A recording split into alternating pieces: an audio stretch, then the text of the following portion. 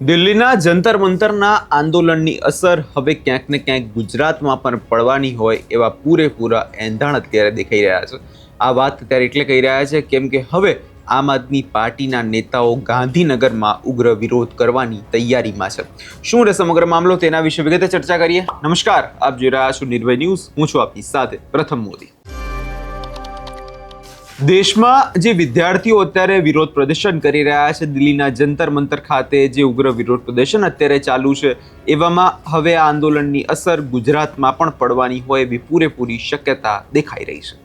ગાંધીનગર ખાતે હવે આમ આદમી પાર્ટીના નેતાઓ વિરોધ પ્રદર્શન કરવા ઉતરવાના છે. એટલે આમાં ક્યાંક ને ક્યાંક ચર્ચાઓ એવી થાય છે કે જે વિદ્યાર્થીઓનો મુદ્દો છે તે ભટકીને કદાચ હવે રાજકીય જે આ પાર્ટીઓ છે તે પોતાનો લાહવો લેતી હોય એવું ચોક્કસપણે અહીંયા કદાચ લાગી રહ્યું છે. જે વિદ્યાર્થીઓની વાત છે એને બદલે હવે રાજકીય પાર્ટીઓ વિદ્યાર્થીઓને ન્યાય આપવા માટે મેદાને ઉતરી છે અને એમાં કોંગ્રેસ પણ કહી રહી છે કે અમે ન્યાય અપાવીશું, આમ આદમી પાર્ટી પણ કહી રહી છે અમે ન્યાય અપાવીશું. પરંતુ શું ખરેખર આ જ રીતે કરશું તો વિદ્યાર્થીઓને ન્યાય મળશે ખરી? આ સવાલ અત્યારે ચર્ચાઈ રહ્યો છે. વધુમાં એકવાર એ સાંભળી લઈએ કે આમ આદમી પાર્ટીના નેતાઓ વિરોધ પ્રદર્શનમાં ક્યાં કરવાના છે, કે શું પ્રકારનો વિરોધ છે, એ દરેક વસ્તુ પર એકવાર સાંભળી ચર્ચા કરી લઈએ. નમસ્કાર મિત્રો, તાજેતરમાં સમગ્ર દેશના યુવાનોએ પેપર લીકની ઘટનાને લઈને જે જંતર મંતર ઉપર આંદોલન શરૂ કર્યું છે અને આ આંદોલનના માધ્યમથી સરકારને પણ કડક સંદેશ આપ્યો છે.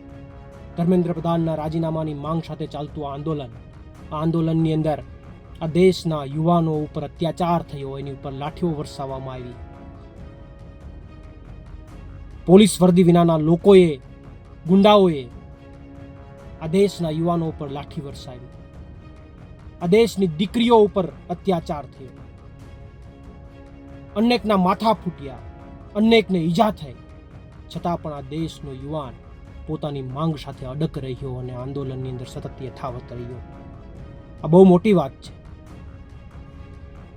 આ જમાનાની અંદર આવી બધી પરિસ્થિતિઓનો સામનો કરીને પણ સતત અડગ રહેવું એ બહુ મોટી વાત છે. ત્યારે હું એ દેશના યુવાનોને બધાને અભિનંદન પાઠવું છું, આભાર વ્યક્ત કરું છું. પરંતુ મહત્વની વાત એ છે કે દિલ્હીની અંદર તો દેશના યુવાનોએ ભેગા થઈ અને પોતાની પીડા બતાવી, પોતાની વેદના બતાવીને હજુ પણ ત્યાં આંદોલન ચાલુ છે. પણ કદાચ મારું તો એવું માનવું છે કે આપણા દેશ કરતાં પણ સૌથી વધારે જો પેપર લીકની અંદર કોઈ રેકોર્ડ બનાવ્યો હોય તો એ ગુજરાતમાં બન્યો છે. ગુજરાતમાં લગભગ કોઈ પરીક્ષા બાકી નહીં હોય કે જેનું પેપર લીક ન થયું હોય, પેપરમાં કૌભાંડ ન આવ્યું હોય. એના માટે અમે અનેક વાર લડ્યા છે. હું વર્ષોથી પેપર ફૂટવાની ઘટનાઓને લઈને ગુજરાતના યુવાનો માટે લડતો આવ્યો છું.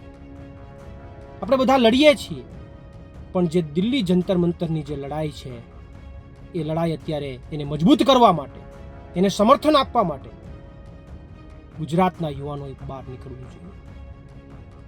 ગુજરાતના યુવાનોએ પણ અહીંયાની જે પીડા છે એને સરકાર સુધી પહોંચાડવા માટે બહાર નીકળવું જોઈએ.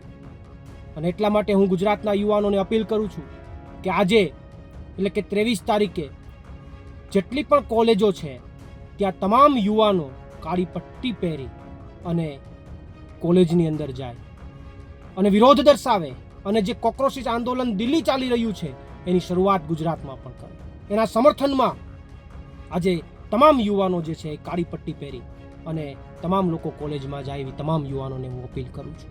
અને સાથે સાથે આવનારી 25 તારીખે ગાંધીનગર સત્યાગ્રહ છાવણી ખાતે આ જે જંતર મંતર ઉપર આંદોલન ચાલી રહ્યું છે એના સમર્થનની અંદર ગાંધીનગર સત્યાગ્રહ છાવણી ખાતે પણ ધરણા ચાલુ કરવાના છે. ત્યારે આ ધરણાની અંદર ગુજરાતના તમામ યુવાનો ત્યાં ઉપસ્થિત થાય, કારણ કે સૌથી વધારે પીડા ગુજરાતે ભોગવી છે, સૌથી વધારે પીડા ગુજરાતના યુવાનોએ ભોગવી છે.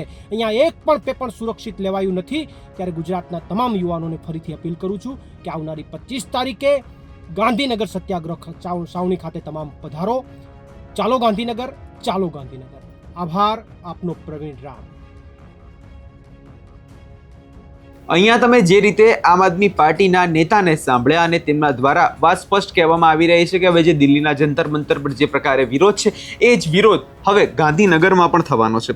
તમને જણાવી દઈએ કે આજે કાળી પટ્ટી સાથે કોલેજ જવા તેમજ 25 તારીખે ગાંધીનગર પહોંચવા આમ આદમી પાર્ટીના પ્રવીણ રામે ગુજરાતના યુવાનોને અપીલ કરી છે કે ગાંધીનગરમાં સત્યાગ્રહ છાવણી ખાતે ધરણામાં યુવાનો જોડાય તેવી અપીલ આમ આદમી પાર્ટીના નેતા દ્વારા કરવામાં આવી છે. ગુજરાતે સૌથી વધારે પેપર લીકની પીડા વેઠી છે અને હવે યુવાનોએ રોડ પર ઉતરવું પડશે. એટલે આમાં ક્યાંક ને ક્યાંક હવે વિદ્યાર્થીઓને રોડ ઉપર ઉતારવાની વાત કરવામાં આવી રહી છે. એવામાં જે આંદોલન છે તેને કદાચ આગામી દિવસોમાં વધુ વેગ મળે એવું પણ ચોક્કસપણે લાગી રહ્યું છે. થોડા દિવસ પહેલાં જ જે દિવસે દિલ્હીના જંતર મંતર ખાતે આ વિરોધ પ્રદર્શન હતું, એટલે કે 20 જુલાઈના રોજ લો ગાર્ડન ખાતે પણ વિદ્યાર્થીઓ વિરોધ પ્રદર્શન કરવા ઉતર્યા હતા, પરંતુ તેમની અટકાયત કરી લેવામાં આવી હતી. હવે આજે આખું આંદોલન ગાંધીનગર પહોંચવાનું છે અને ગાંધીનગર પહોંચીને જ્યારે આ વિરોધ વિદ્યાર્થીઓ કરશે, વિદ્યાર્થીઓ રોડ ઉપર જે છે વિરોધ કરવા ઉતરવાના છે, તેવામાં જોવાનું એ રહેશે કે સરકારનું વલણ શું હશે. શું સરકાર વિદ્યાર્થીઓની વાત સાંભળશે?